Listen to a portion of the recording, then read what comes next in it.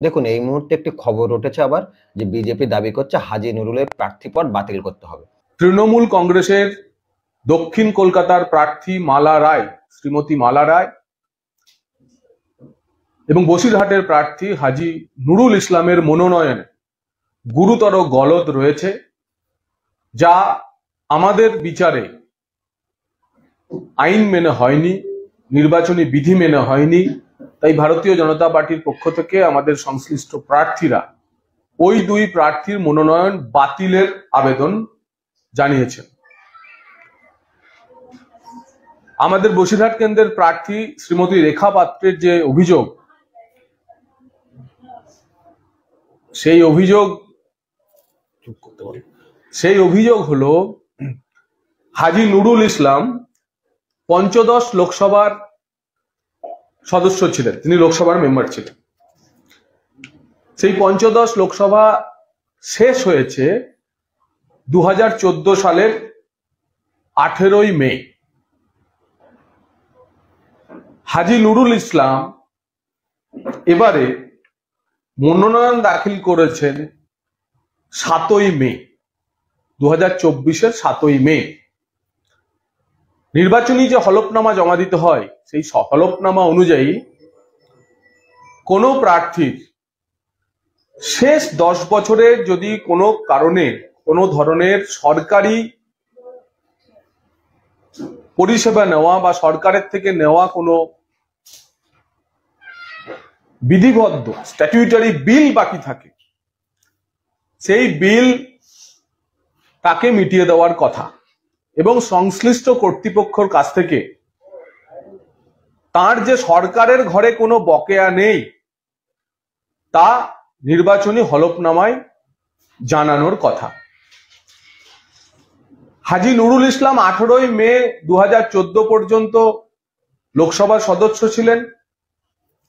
তিনি মনোনয়ন দাখিল করেছেন 7ই মে 2024, অর্থাৎ 18ই মে 2014 থেকে তার 10 বছর পূর্ণ হওয়ার কথা। 18ই মে 2024 10 বছর, কিন্তু সেই 10 বছর পূর্ণ হওয়ার 12 দিন আগে তিনি মনোনয়ন দাখিল করেছেন। তাই নির্বাচনী আইন অনুযায়ী, বিধি অনুযায়ী তাকেও নো ডিউ সার্টিফিকেট তার হলফনামায় দেওয়া উচিত বা বাধ্যতামূলক। কিন্তু আমরা হাজী নুরুলের যে মনোনয়ন দেখেছি, তার হলফনামা দেখেছি, তাতে তিনি নো ডিউ সার্টিফিকেট জমা দেননি। and it's a defect of substantive nature. সেই কারণে আমাদের প্রার্থী রেখা পাত্র হাজী নুরুলের মনোনয়ন বাতিল করার আবেদন নির্বাচন কমিশনের কাছে জানিয়েছে। আপনারা জানেন যে বীরভূমে আমাদের যে প্রার্থী ছিলেন প্রাক্তন আইপিএস শ্রী দেবাশিস ধর, তার মনোনয়নও নির্বাচন কমিশন এই নো ডিউ সার্টিফিকেট জমা না করার জন্য বাতিল করেছিল। আমাদের দাবি, আমাদের প্রার্থী বসিরহাটের শ্রীমতী রেখা পাত্রের দাবি যে নিয়ম মতো যেহেতু হাজী নুরুল ইসলাম তার নো ডিউ সার্টিফিকেট জমা করেননি এবং সেই জমা করার শেষ সময় ছিল মনোনয়ন দাখিলের শেষ দিনের 3টে পর্যন্ত, অর্থাৎ 14ই মে 3 PM এই ছিল তার নো ডিউ সার্টিফিকেট জমা করার শেষ সময়। তো তার মধ্যেও যেহেতু উনি করেননি, তাই আমরা ওখানকার নির্বাচনী আধিকারিক এবং নির্বাচন কমিশনের কাছে আবেদন জানাচ্ছি যে আপনারা এই মনোনয়ন, যেভাবে আমাদের এক প্রার্থীর মনোনয়ন বাতিল হয়েছে, আপনাদের ওই মনোনয়ন বাতিল করতে হবে। আমাদের প্রার্থীর দাবিও তাই। দ্বিতীয়, দক্ষিণ কলকাতার প্রার্থী মালা রায়, সেই মালা রায় কলকাতা পুরসভার চেয়ারপারসন রয়েছেন। কলকাতা পুরসভার চেয়ারপারসন থাকা যে বিধিবদ্ধ আইনগুলি রয়েছে তাতে তা একটি অফিস অফ প্রফিট, এবং পুরনো যে আইন অফিস অফ প্রফিটের, নতুন যে বিজ্ঞাপিত সংস্থাগুলির যে তালিকা, পশ্চিমবঙ্গের যে 30-31টি তালিকা রয়েছে কোন কোন সংস্থা অফিস অফ প্রফিটের মধ্যে পড়বে বা পড়বে না, অর্থাৎ এক্সামটেড যে প্রতিষ্ঠান তার মধ্যে কলকাতা পুরসভার নাম নেই। তাই কলকাতা পুরসভার চেয়ারপারসন থাকাকালীন তিনি হলফনামা ও সেখান থেকে পদত্যাগ না করে দক্ষিণ কলকাতার প্রার্থী হিসাবে যদি মনোনয়ন দাখিল করে থাকেন, তাহলে অফিস অফ প্রফিট যে আইন তা তিনি লঙ্ঘন করেছেন এবং আমাদের প্রার্থী শ্রীমতী দেবশ্রী চৌধুরী তারও প্রার্থীপদ বাতিল করার জন্য আবেদন জানিয়েছেন। শুধু ওখান থেকে তিনি কর্পোরেশন থেকে তিনি বেতনই নেননি, বেতনের সঙ্গে সঙ্গে ওই যে অফিসের চেয়ারে বসেছেন, তার গাড়ি ব্যবহার করেছেন, অফিস চলাকালীন সেখান থেকে ফোন করেছেন, কর্পোরেশনে তার অফিসে বসাকালীন কর্পোরেশনের পানীয় জল খেয়েছেন। সবই হচ্ছে অফিস অফ প্রফিটের যে প্রফিট তা এনজয় করা আইনগতভাবে। তর্কের খাতিরে যদি ধরেই নিই, কেউ বলেন যে আমি তো ওখান থেকে বেতন নিই না, কিন্তু অফিস অফ প্রফিটের আইনের যে সংজ্ঞা, সেই সংজ্ঞা বলে আপনি বেতন না নিলেও অফিস অফ প্রফিটের বিজ্ঞাপিত পদ থেকে আপনি সেই পাওয়ার যদি এনজয় করেন, অর্থাৎ শ্রীমতী মালা রায় চেয়ারপারসন কলকাতা কর্পোরেশন ইটসেলফ হচ্ছে অফিস অফ প্রফিটের পাওয়ার এনজয় করা, এই নামটুকু ব্যবহার করা। তাই অফিস অফ প্রফিট বিধিও দক্ষিণ কলকাতা তৃণমূল কংগ্রেস প্রার্থী ভঙ্গ করেছেন।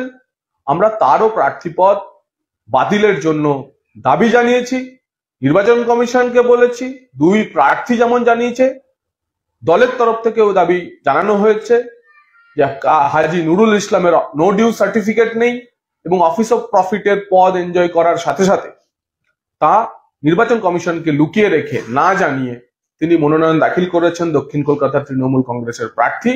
তাই এই দুই প্রার্থীপদ নির্বাচন কমিশন বাতিল করবে বলে, তাদের মনোনয়ন বাতিল করবে বলে আমাদের বিশ্বাস।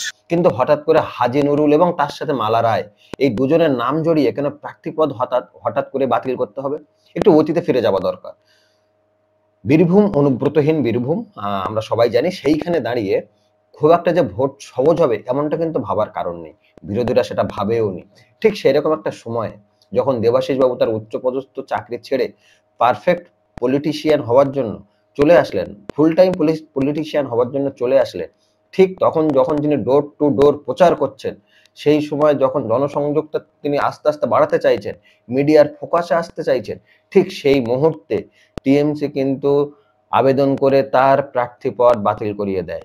এখন তার একটা ছিল, লিগাল একটি অবশ্যই ফল্ট ছিল, সেটি হচ্ছে তার নো ডিউ, এই একটা যে কোট অ্যান্ড কোট এই অপশনটি অনলাইন আবেদন করে এবং সেটি পাঠাতে হয় কমিশনে এবং সেখান থেকে একটা পদ্ধতি থাকে। কিন্তু এই পদ্ধতিটি তিনি কি জানতেন না? জানতেন। কিন্তু এখন তো অনলাইনের সময়, অনলাইনে যখন কোনো কাজ করা হয় খুব একটা সময় লাগে না। তিনি যখন উচ্চপদস্থ কর্মচারী ছিলেন তিনি নিশ্চয়ই জানতেন, কিন্তু কোনো একটা কারণে ডিলে করিয়ে তাকে করতে দেওয়া হয়নি। এখন যখন তাকে করতে দেওয়া হয়নি বা তখন ডিলে করানো হচ্ছিল, তিনি ভেবেছিলেন ঠিক হয়ে যাবে, কিন্তু শেষ মুহূর্তে সেটাই তার কাঁটা হয়ে দাঁড়ায় এবং তিনি প্রার্থীপদ শেষ মুহূর্তে উইথড্র করে নেন। ঠিক একই পদ্ধতিতে, একই পন্থায় হাজী নুরুল এবং মালা রায়কে বিজেপি বিনতে চাইছে। দেখুন, কাজটা হবে কিনা জানি না, কিন্তু তারা যে প্রচারে ভাসিয়ে দিল হাজী নুরুলের প্রার্থীপদ বাতিল করার দাবি জানাচ্ছে, তখন মানুষ কিন্তু দোলাচলের মধ্যে পড়ে যাবে। এমনি মুসলিম অধ্যুষিত এলাকা বসিরহাট, সেখানে আইএসএফ মাথা চাঁড়া দিচ্ছে, সেখানে সিপিএম এর একটা ভোট ব্যাংক আছে নিজস্ব, তাদের গড় ছিল গৌতম দেব, তখনকার যে হেভিওয়েটি প্রার্থী টাকি বাড়ি, আর তার একটা এফেক্ট কিন্তু বসিরহাটে যথেষ্ট পরিমাণে আছে, এটা অস্বীকারের জায়গা নেই। এরকম একটা জায়গায় যখন ভোট হচ্ছে দুর্নীতির বিরুদ্ধে, সেখানে কিন্তু টিএমসির ওপরে প্রচুর চাপ।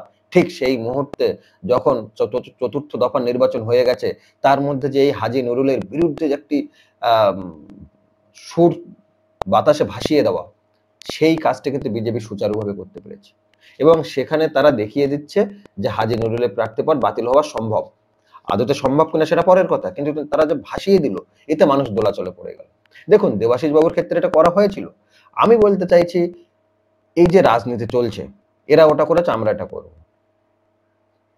কতদিন চলতে পারে জানি না, কিন্তু হাজী নুরুলের প্রার্থীপদ বাতিল নিয়ে যে হাওয়ায় ভেসে গেল খবরটি, এখনো আমরা জানি না এখনো আমরা জানি না যে কি হবে, কিন্তু শেষ মুহূর্তে যদি বাতিল হয়ে যায় তাহলে টিএমসির কপালে খুব খুব দুর্দশা ঘনিয়ে আসছে। এ নিয়ে কোনো অবকাশ নেই, যদি থাকেও তাহলেও এই খবরটা চাউর করা হলো, এ নিয়ে হয়তো একটা মানহানি মামলা হবে, কিন্তু এই খবরটা যে চাউর হয়ে গেল এটি কিন্তু বেশ সাড়া ফেলে দিয়েছে, যে কারণে আমিও এই নিয়ে একটি প্রতিবেদন করতে আগ্রহী হয়েছিলাম।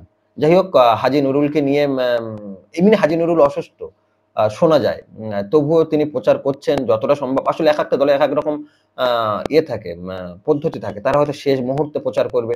হাজী নুরুলকে হয়তো এই মুহূর্তে অন্য অন্য সাইডে প্রচার কৌশল ঠিক করছেন, অন্য কিভাবে কি প্রচার করা যায়, যদিও এখন বাকি আছে শেষ দফার নির্বাচন। কিন্তু এই যে প্রচারটা ভাসিয়ে দেওয়া, তিনি তো নিজেও বিপদে পড়ে যাচ্ছেন, তাকে নিজের প্রেস কনফারেন্স করতে হচ্ছে, করে বলতে হচ্ছে ভুয়া খবর, কিচ্ছু না, কেন আমার এরকম প্রার্থীপদ বাতিল হবে, তিনি খুব উত্তেজিত হয়ে পড়ছেন। এগুলো স্বাভাবিক।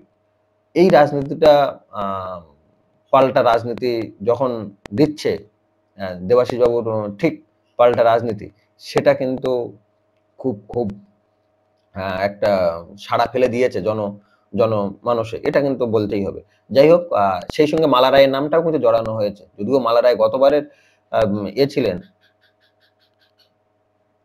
যেহেতু মালা রায় গতবারেরও লোকসভার প্রার্থী ছিলেন এবং তিনি বিজয়ী ছিলেন, কিন্তু এই ঘটনাগুলো কিন্তু বেশ বাতাসে ঘুরে বেড়াচ্ছে, এবং এখান থেকে বিজেপি কতটা সুফল তুলতে পারে, বিশেষ করে বসিরহাটের ক্ষেত্রে, যেখানে সংখ্যালঘু ভোট বিপুল পরিমাণে একটি সংখ্যক মানুষ তারা টিএমসি কে ভোট দেয়, সেখানে যে এবার কিভাবে কি হবে, এবারের ভোট কিন্তু 1 থেকে 2% সুইং এর উপরে বিজেপি কিন্তু, টিএমসি কিন্তু নির্ভর করবে তাদের জিত বা যে বিজয়ী হবে সেই প্রার্থী। ফলে এই খবরটি নিঃসন্দেহে বড় খবর, কিন্তু ওই যে হাজী নুরুলের প্রার্থীপদ বাতিল, এই খবরটি কিন্তু সন্দেশখালীর আন্দোলনের থেকেও অনেক বেশি করে খবর হয়ে গেছে, এটুকু বলতেই পারি। কি বলবেন আপনারা জানাবেন কমেন্ট করে। দেখা হচ্ছে পরবর্তী ভিডিও।